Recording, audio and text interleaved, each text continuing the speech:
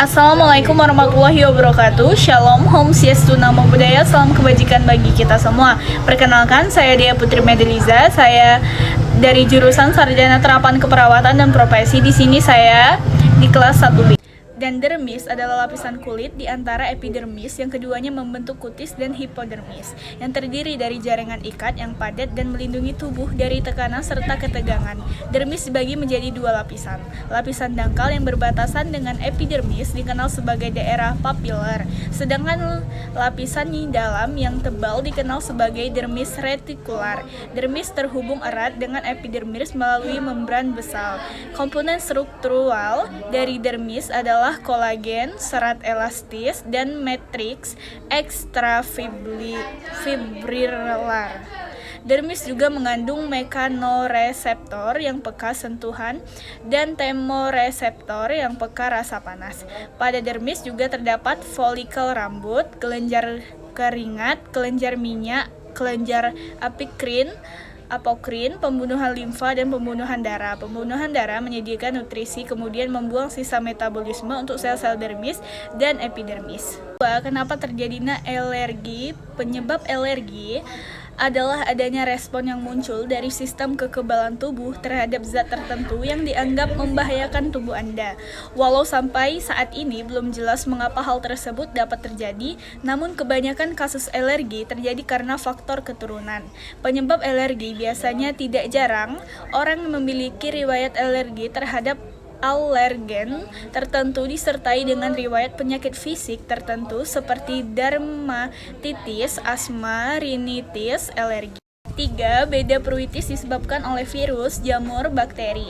Infeksi kulit karena virus. Infeksi pada bagian terluar tubuh dapat disebabkan oleh virus, yaitu mikroba yang dapat berkembang biak hanya jika berada di dalam organisme hidup, termasuk juga manusia. Beberapa virus seperti herpes, HPV, dan cacar termasuk yang umum menyebabkan gangguan pada kulit. Gangguan infeksi kulit pada virus yang rentan terjadi pada manusia adalah herpes zoster, cacar air, dan campak. Infeksi kulit karena jamur. Gangguan pada kulit juga dapat disebabkan oleh jamur. Permukaan kulit yang hangat dan lembab dapat menyebabkan infeksi jamur, seperti kebiasaan menggunakan pakaian yang membuat tubuh berkeringat atau tidak menjaga kebersihan dengan baik. Beberapa contoh infeksi kulit karena jamur antara lain kaki atlet, infeksi jamur, kurap, sariawan, dan juga ruam popok. Gangguan jenis ini umumnya lebih ringan dibandingkan yang disebabkan oleh virus. Penyebab infeksi bakteri. Infeksi bakteri terjadi ketika bakteri yang merugikan masuk ke dalam tubuh dan berkembang biak dengan cepat. Berikut ini adalah beberapa penyakit infeksi bakteri dan jenis bakteri dan penyebabnya. Infeksi bakteri dapat menular melalui berbagai cara, yaitu hubungan seksual, baik melalui vagina, mulut, maupun anus, percikan ludah.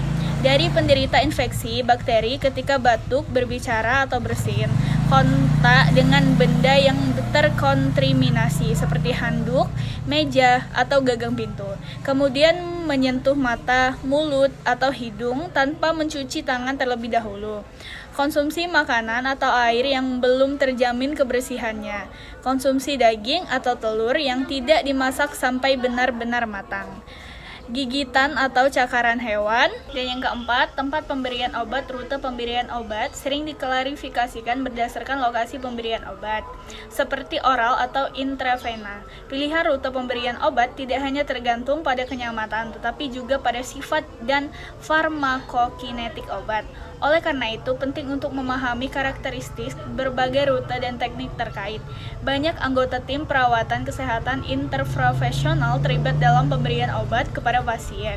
Setiap rute pemberian obat memiliki kontraindikasi yang unik, dan anggota tim perawatan kesehatan perlu mengenalinya. Aktivitas ini menjelaskan rute pemberian obat dan menjelaskan para tim interprofesional dalam meningkatkan perawatan bagi pasien yang menjalani pemberian obat. Dan adapun tujuannya, yaitu dijelaskan rute pemberian obat, identifikasi efek samping paling umum yang terkait dengan rute pemberian obat. Jelaskan pentingnya rute pemberian obat. meninjau bagaimana strategi interprofesional antara anggota tim perawatan kesehatan dapat meningkatkan faktor yang terkait dengan pemilihan rute pengobatan untuk meningkatkan hasil farmasi pada pasien. Terakhir, penyebab terjadinya jerawat. Banyaknya kulit mati yang menyumbat pori-pori kelenjar, pilosebaceae, produksi minyak jerawat atau sebum yang berlebihan, pertumbuhan bakteri Propionibacterium acnes, proses peradangan sebagai reaksi terhadap bakteri atau kuman yang muncul di wajah, serta penggunaan produk-produk yang dihasilkan bakteri atau kuman tersebut. Itulah materi yang dapat saya sampaikan. Lebih dan kurang saya mohon maaf. Saya akhiri. Wabillahi taufiq wal hidayah. Wassalamualaikum warahmatullahi wabarakatuh.